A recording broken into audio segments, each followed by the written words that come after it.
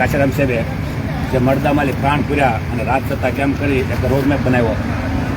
આજે આપણા લોકોને ખબર નથી કે રાજાશાહી હતી ત્યારે આપણે ચૂંટણી લડી નહોતા શકતા, કોઈ પક્ષ બનાવી નહોતા શકતા, પણ બાબા સાહેબે સંવિધાનમાં વ્યવસ્થા કરી કે ભાઈ હવે જેને રાજ કરવું હોય એને પક્ષ બનાવવાના અને જે મત આપે એનાથી રાજા બને. કે પહેલાં રાણીના પેટમાં જન્મતા હતા રાજા, હવે મત પેટીમાં રાજા બનશે. આખી નસબંધી કરી નાખી બાબા સાહેબે.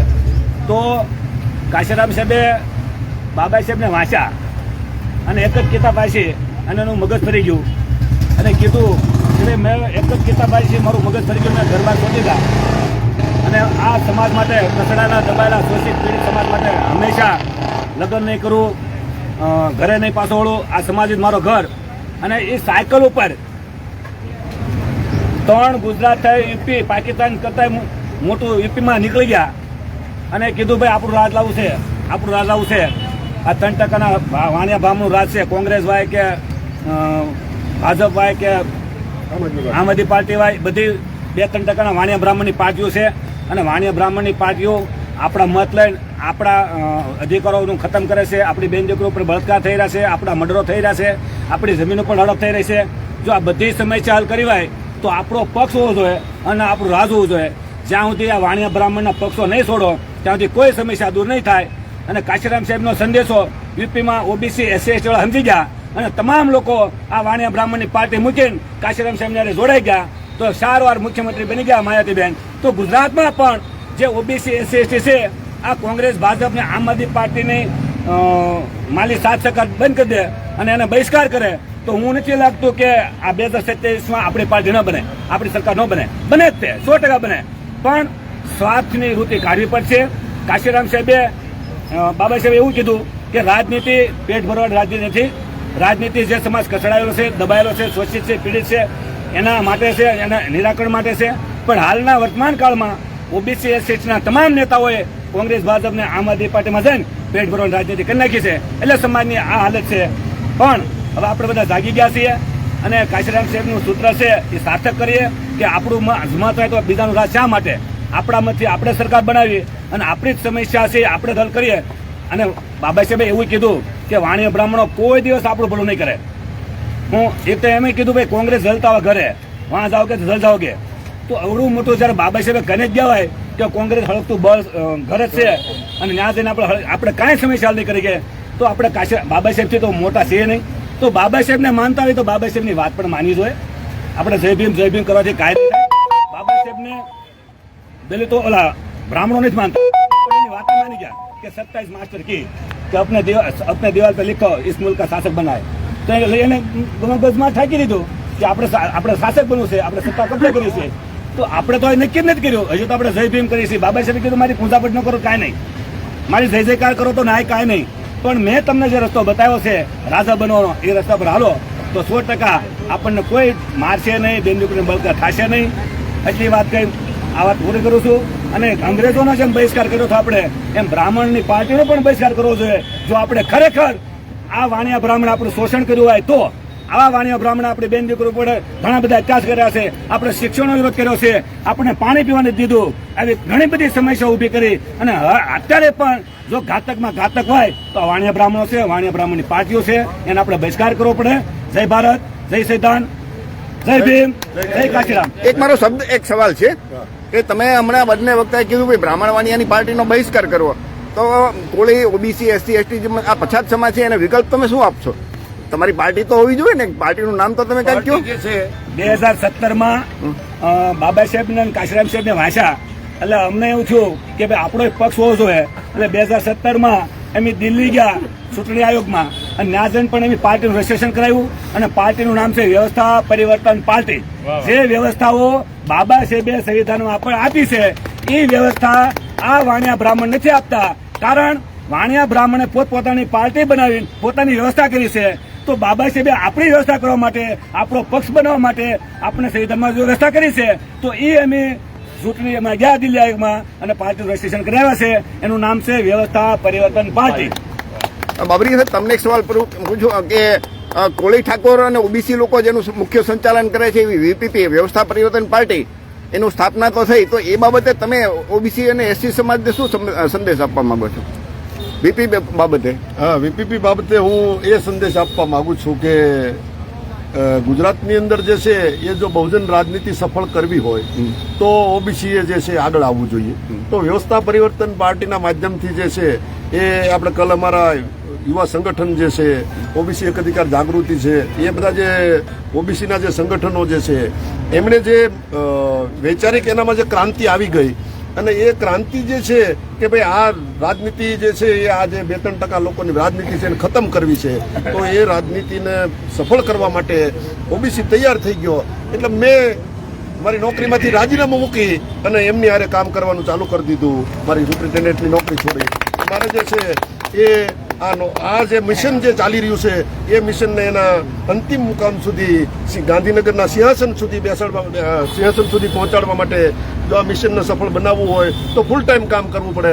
એટલે હું ખભે મિલાવીને છેલ્લા 8 વર્ષથી જે છે એ ધરમસિંહભાઈના આખી ટીમની સાથે હું કામ કરું જ છું આ કામની અંદર. અને આ જે છે આ મિશનને ગાંધીનગરના સિંહાસન પર પહોંચાડ્યા સિવાય હું મરવાનો નથી. ખૂબ ખૂબ આભાર. 20 યુવાનો તાર થયા, જ્યાં રાત પડના રાત રોકાતા હતા.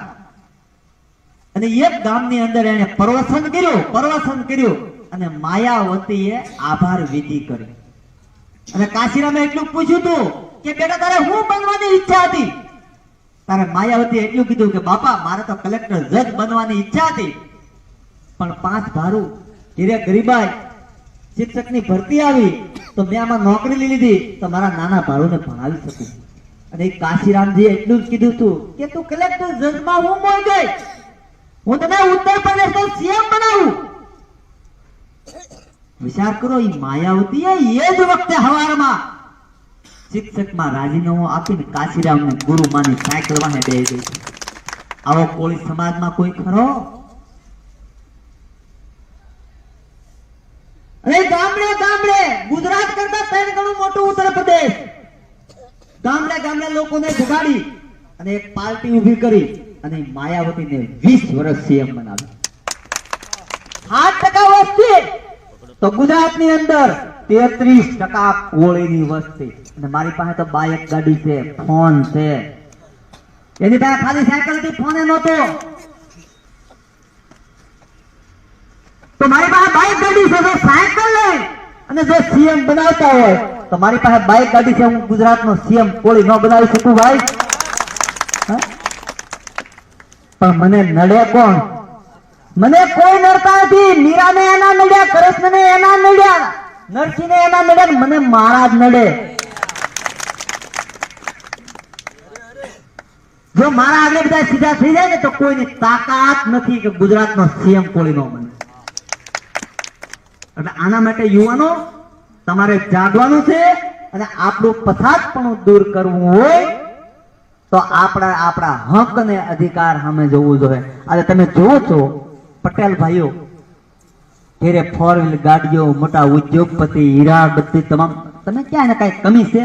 છતાં એને એના વસ્તી પ્રમાણે એનો હક માગ્યો તો આપણે તો ક્યાં માગે? કોઈ કોટડા માગે, કોઈ બગદાણા માગે, જ્યાં દિલ્હી ને ગાંધીનગર ખીચડી ને થાય અહીંયા માગવાનું નહીં કે આ મેળ આવશે. આજે આના માટે તમારે બેન જાગી જવાનું છે. અને દીકરીઓને ખાસ આજ થોડુંક કહેવું છે વધારે મારે.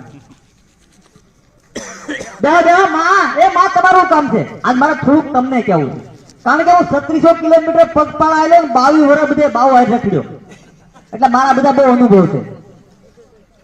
આપણી દીકરીએ તમે જોજો મારા ગામમાં આજે માં કાશીરામ સાહેબની પુણ્યતિથિ છે. તેમનો જન્મ 15 માર્ચ 1934 ના રોજ પંજાબના રૂપનગર જિલ્લામાં થયો હતો. તેમનું મૃત્યુ 9 ઓક્ટોબર 2006 ના રોજ થયું હતું. રાજનીતિની એક રેખા દોરી જે સમય સાથે વધુ ઊંડી બનતી ગઈ. તેમણે જ્ઞાતિ વિશે ખુલીને વાત કરી. તેમણે દલિતો અને પછાત વર્ગોને એક મંચ પર એકસાથે લાવવાનું નવું સમીકરણ બનાવ્યું. એટલું જ નહીં, પરંતુ તેને વાસ્તવિકતામાં પણ પરિવર્તિત કર્યું. સાહબ કાશીરામની 7 મોટી કઠોર પ્રતિજ્ઞા. 1. આજ પછી હું ક્યારેય ઘરે નહીં આવું, મારું પોતાનું કોઈ ઘર નથી. મારું ઘર દેશભરના 85% ગરીબો, દલિતો, પછાત લોકો અને લઘુમતીઓનું ઘર છે.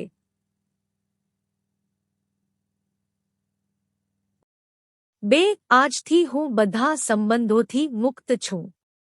હું મારા કોઈ સંબંધી સાથે કોઈ સંબંધ જાળવીશ નહીં, કારણ કે હવે આખો દલિત વર્ગ મારો સગો બની ગયો છે. 3 હું જીવનભર અપ્રેરિત રહીશ. આજથી હું મારું જીવન માત્ર મારા પરિવાર માટે જ નહીં પરંતુ સમગ્ર સમાજને સમર્પિત કરું છું, કારણ કે લગ્નની જાળમાં ફસાઈ ગયા પછી હું મારા સમાજ માટે કંઈ કરી શકીશ નહીં. 4 આજ પછી હું કોઈ સામાજિક કાર્યો, જન્મ, લગ્ન, મૃત્યુ વગેરેમાં હાજરી આપીશ નહીં. 5 આજ પછી હું કોઈ પારિવારિક જવાબદારીઓ નિભાવીશ નહીં, કારણ કે હવે સમગ્ર સમાજની જવાબદારી મારા પર આવી ગઈ છે. 6 મેં મારી નોકરી છોડી દીધી છે અને આજ પછી બીજી કોઈ નોકરી નહીં કરું. 7 જ્યાં સુધી બાબા સાહેબ ડો. આંબેડકરનું સપનું પૂરું નહીં થાય ત્યાં સુધી હું ક્યારેય શાંતિથી બેસીશ નહીં.